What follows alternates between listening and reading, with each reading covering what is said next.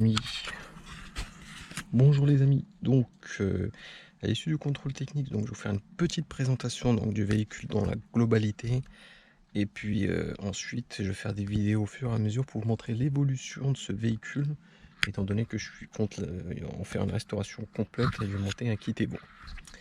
Donc concernant l'intérieur, donc le compteur, comme je vous l'avais indiqué, tout fonctionne hormis le kilométrage et puis donc l'aiguille de vitesse, sinon tout le reste est fonctionnel. Niveau tableau de bord, donc ici donc sur le supérieur tout est bon, hormis donc la boiserie. Tout ce qui est boiserie il s'est décollé comme vous pouvez le voir, donc ça va être à recoller entièrement. La boîte à gants est en bon état, donc sur ça il n'y a pas trop de problème. Les sièges ici sont en bon état, pareil côté passager. Ici donc la particularité donc, de ce véhicule, plus pas la particularité mais plutôt le défaut, c'est que ça du coup ça ne tient plus, donc les boutons de l'évite ne tiennent plus sur la planche.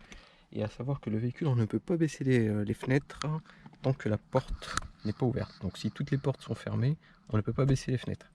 Donc pour moi il doit y avoir un problème de masse quelque part.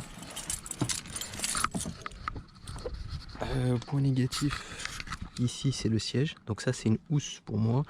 Et le siège il a été déchiré, donc peut-être que le recoudre, ou si je trouve un siège d'occasion, ça pourrait le faire. Ici ça a été décollé donc de ce côté, donc à refaire. Sinon les garnitures de porte sont en bon état. Concernant l'arrière, donc les caisses à outils bien évidemment, donc les sièges sont en très bon état. Comme vous pouvez le voir, de ce côté le seul défaut ça va être ici, comme vous pouvez le voir, donc c'est déchiré là, ici un petit peu, et puis ici. Sinon tout le reste est en bon état. Les fenêtres se lèvent et se baissent à l'arrière, elles sont manuelles, pas de souci. Le ciel de toit a mis une petite tache là, sinon tout est nickel. Donc pour son âge c'est plutôt satisfaisant.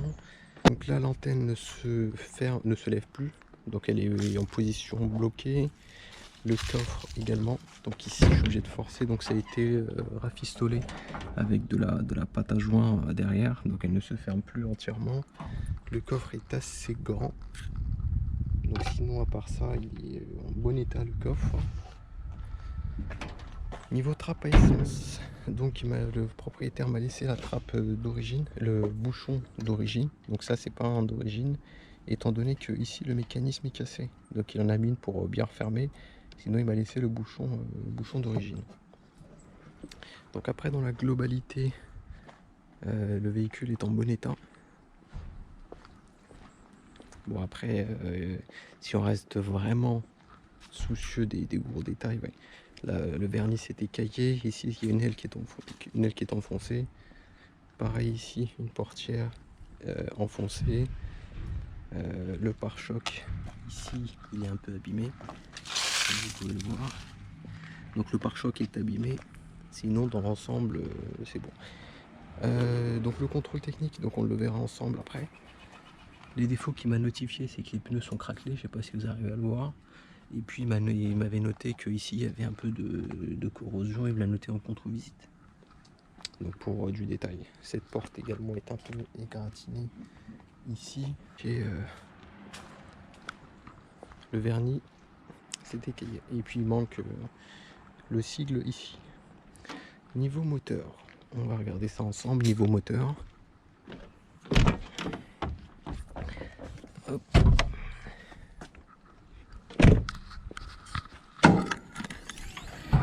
4 cylindres M101, 102, je sais plus. C'est un M quelque chose de mémoire.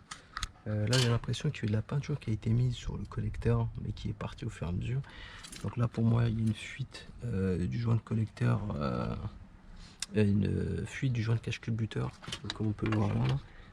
Donc pour moi ça coule ici, donc c'est le joint qui a morflé et je pense qu'il n'a jamais été changé depuis.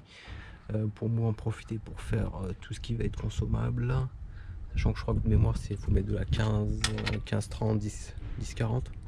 quelque chose comme ça en minéral, surtout pas de la 530. La pompe à eau, tout ça, je vais le changer. Donc, je sais pas ça date de quand, mais tout ça, en tout cas, je vais remettre tout ça neuf. Ici, de mémoire, c'est la... Donc ici, de mémoire, c'est tout ce qui va être direction assistée. Et de mémoire, il y a même un filtre à l'intérieur. Donc on regardera tout ça ensemble lorsque je vais m'attaquer à la restauration. Là par contre, il y a une durite, je sais pas pourquoi elle est retirée. Où est-ce qu'elle est censée aller? Aucune idée. À mon avis, ouais, ça va aller là-dedans. La durite, elle est censée se brancher là. Donc je vais la rebrancher juste à la fin de cette vidéo. La batterie, c'est pas la batterie d'origine. C'est une batterie de Clio 1 qui a été mise dedans. Et sinon, après, dans la globalité, tout est nickel. Donc voilà pour la présentation du véhicule dans la globalité. Prochainement, donc on fera l'entretien ensemble, on la passera en carte grise collection et au final, elle aura son kit Evo. J'espère que cette vidéo vous aura plu. N'hésitez pas à vous abonner pour plus de vidéos.